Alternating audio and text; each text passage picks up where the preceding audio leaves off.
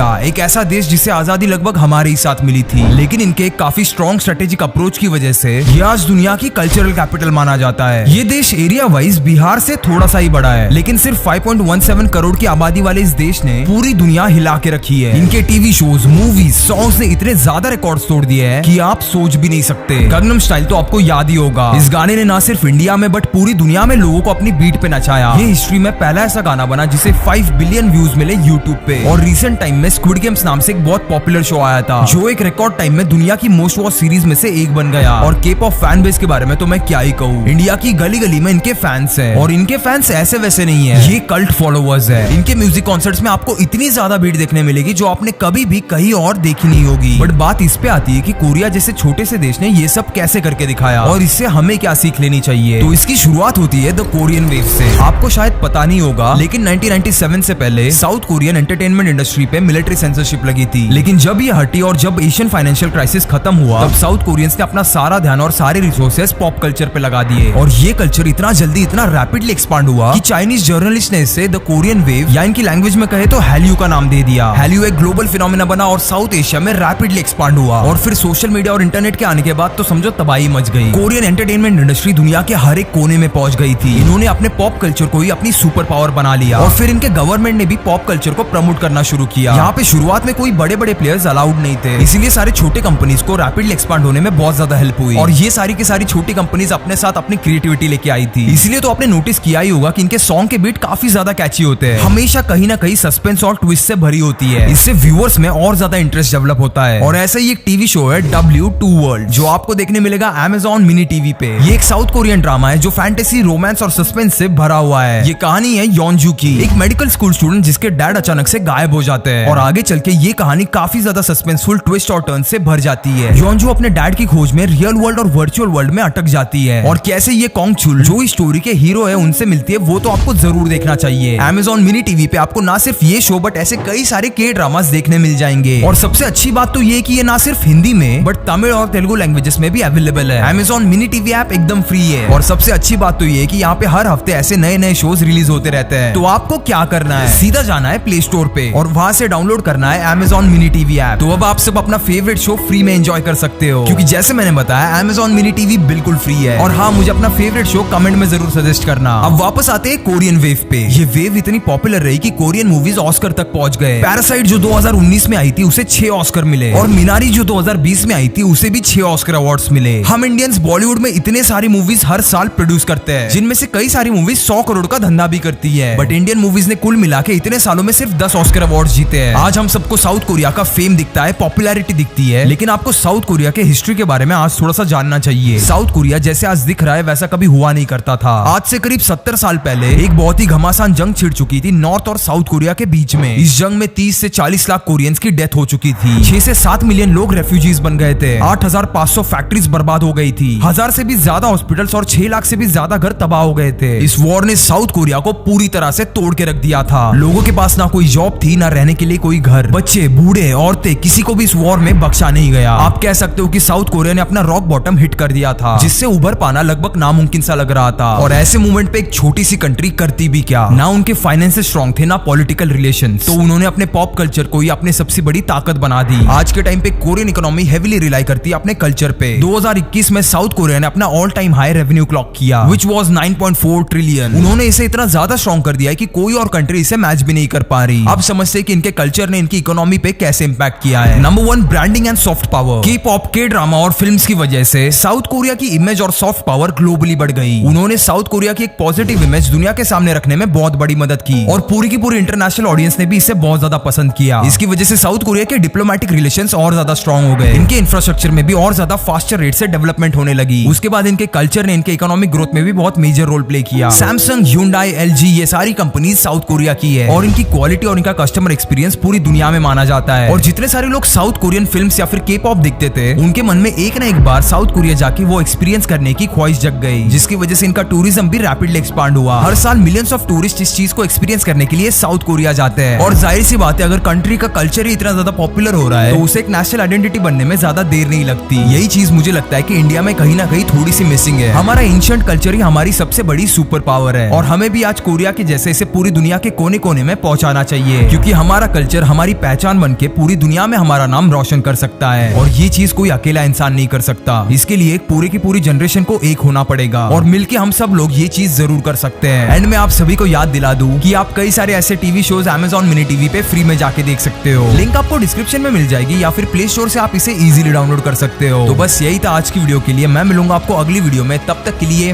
Keep inspiring.